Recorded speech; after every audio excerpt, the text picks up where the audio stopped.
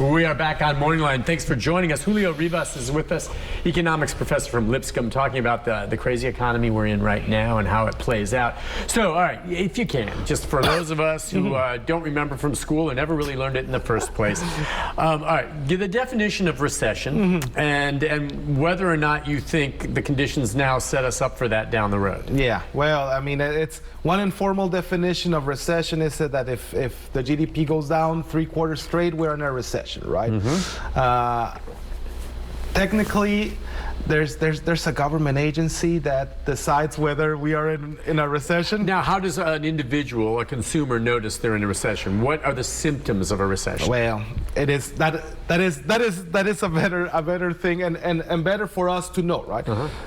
Well, jobs, that's one of the things. Jobs disappear in a recession. As unemployment goes up. Yes, once you start seeing that unemployment goes up, well, we are in a recession. Now, why would unemployment go up? Well, because businesses need less people. Why would businesses need less people? Because they don't need to produce as much, or they don't need to offer as many services as before. Right. Because people are not consuming, right? So it's a cycle, right? So the way this all ties together then is if we don't address inflation, eventually it's going to get to the point where people do stop spending. And when they stop spending, then the businesses say, we don't have the demand anymore. Yeah, we can start lowering our prices, but in the meantime, we have to lay people off. Then people have no money to buy services, and that pushes you into a recession. Is that kind of how it works?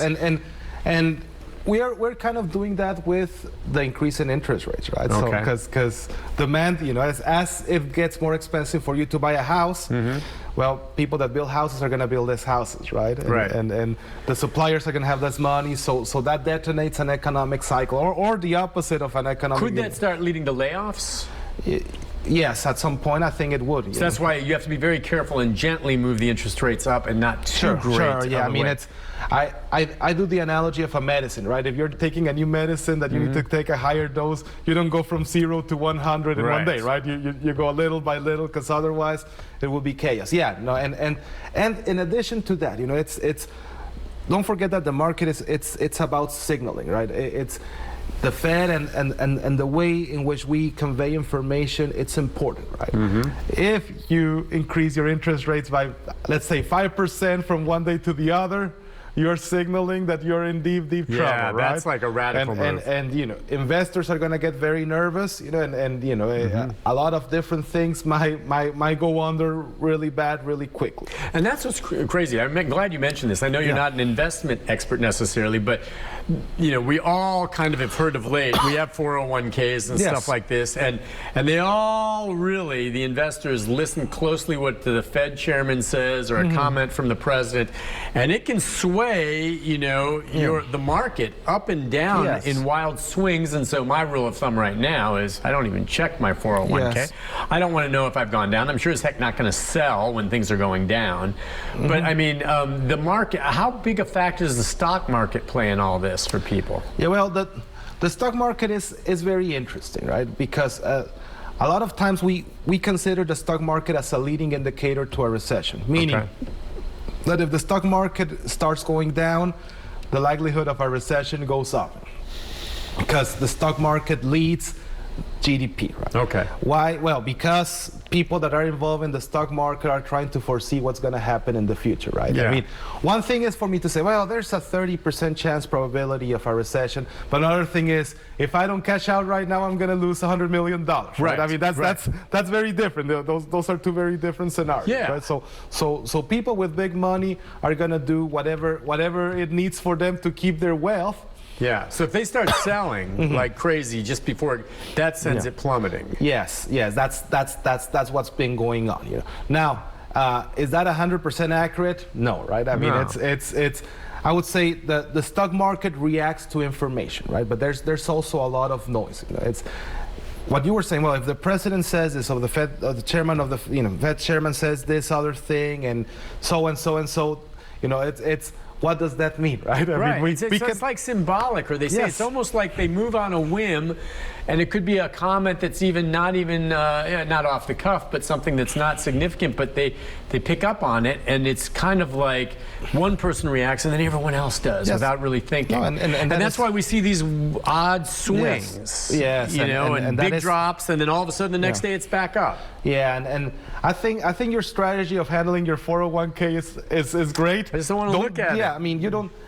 I mean, it's unless you are about to retire. Well, that's a different ordeal, you know. But if you have, you know, from a couple of years from retirement to more, I mean, you cannot really judge your total balance based on a day performance or a month performance, right? I mean, usually the stock market rebounds and it goes back up, you know.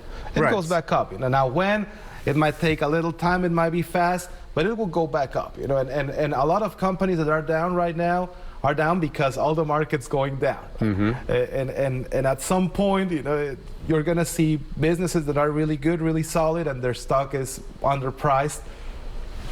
And then people are going to start buying. That's when people start buying. That's what you want to wait for that. So the other part of it is, with a recession, is folks losing their jobs. Now, as it stands now, unemployment is at a pretty darn low rate. Oh, yes. People are working, and the truth is, right now, there are a ton of employers out there. Everywhere I look, I see help wanted signs. Yes. And I think maybe, do you think that's partially a symptom of we came out of the pandemic and there's a change in attitude among many workers, you know, trying to work from at home, or I'm done working for a boss, I'm going to start my own business. I mean, but employment, I mean, if you want a job right now, you should be able to find one. Yes. Right? Yes. Oh, that yeah. hasn't changed yet. The job market has been hot for a long time, you know, and especially the pandemic triggered that. You know, a lot of people didn't want to work or want to have conditions to work, and so getting qualified individuals became a real challenge. Oh yeah, it's changed big time now. I mean, what's the only way in which you can convince someone to come and work for you? Well, pay them, right? Yeah, you have to pay them more if you. So I mean, like, curious. Like, for instance, you're at Lipscomb, I'm at News Channel 5. I can tell you that when we have openings, we still, because this is a very respected station, get a good core of applicants, okay, because they want to come work here. But for instance, my son is now in the business, and he's at a station where they have trouble. He's right out of college, and he had a bunch of job offers to go into TV because so many places are desperate to find employees. Oh, yeah. They can't get good reporters or producer candidates. What about teachers over at Lipscomb? I mean, are there openings at Lipscomb if you're a qualified teacher for a position?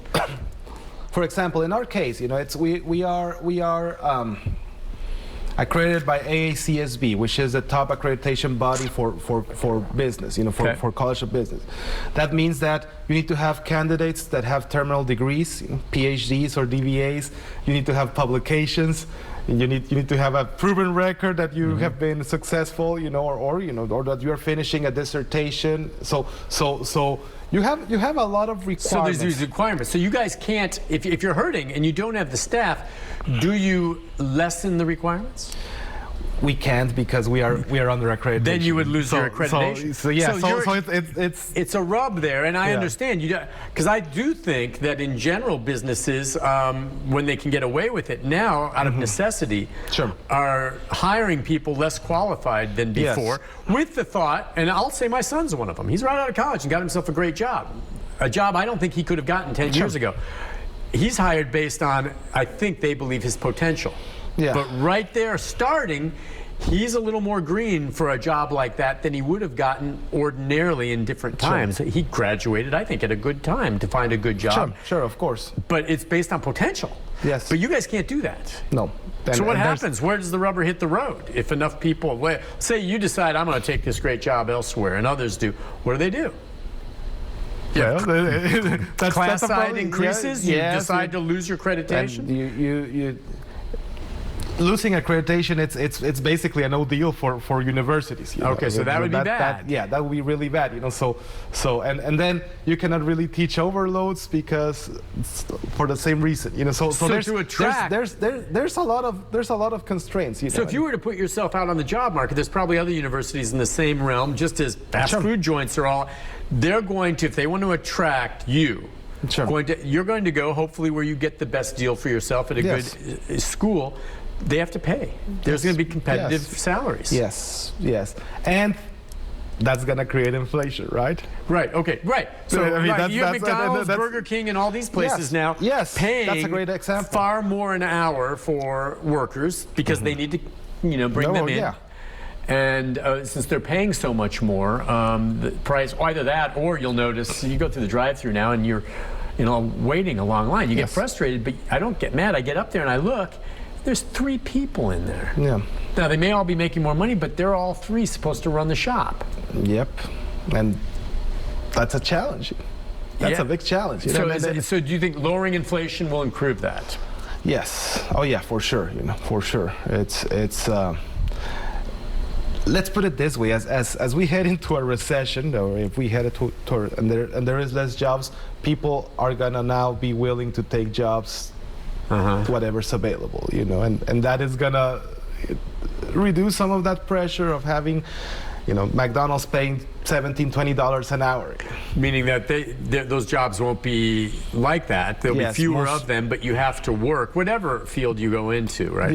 Yes, that's think of the job market as supply and demand as well, right? Supply meaning we, the workers, are the ones that supply to the market, and demand is employers. So if demand is very high and supply is low, or people decide not to go into the market, well, there's an issue there. So where do you think all the workers went coming out of the pandemic? I kind of touched on it earlier. I mean, you have all these places that prior to the pandemic had staffing and all this. Now all of a sudden they're all desperate to hire people. Yeah. Where did all of the workers go? What are they doing? What is your take? Is it a different attitude, the younger people choosing what they want to do, working from home, starting their own businesses? Where did they all go? Because where are people earning the money right now to continue spending at these high prices? Yeah, well, that's a great question. I would say I like to think that a lot of people, they either quit looking for a job, or are doing something else. Something that might not be formal or classified as a job, but you're trying to. They're finding a way to make money. Now, for a long time, there was really good, we got the stimulus checks, we got unemployment benefits that were boosted by the feds. That's down. If you're just collecting unemployment right now, you're barely, and in Tennessee, you ain't getting by. Unemployment. Yeah. A lot of people say, oh, well, they're just sitting home lazy, unemployed. No. If you're collecting unemployment in Tennessee, you're broke. All right? So that ain't the answer. That's not where people went because they're sitting home on unemployment. Yeah. So I just don't know where they went. Why, how it is, if they've got the money to continue spending at this rate. I'd like to think that they're finding new ways, and don't forget the economy is dynamic, and people are gonna do whatever's best for their economic interests. Yeah. Now, they might not think of it that way, but they say, okay, if I spend less time, or if I spend the same amount of time, but I make twice as much, or I spend half of the time and I make as much as working at McDonald's, well. Yeah, I don't blame them. And they're their own boss. Yeah. So I think that's where a lot of it's gone. Yeah. But at some point there will be a correction. It's just so interesting to see. We're in a time of real change now economically coming out of the pandemic and what's happening. We've been in recessions before. We've had inflation before. But the job market and what people are choosing to do with their lives has taken on a change not seen in this country in history because of coming out of the pandemic. It's very interesting. We'll take a break, wrap it up when we come back, and I guess get your thoughts on whether you think we may be headed for a recession or not. Right after this, stay with us.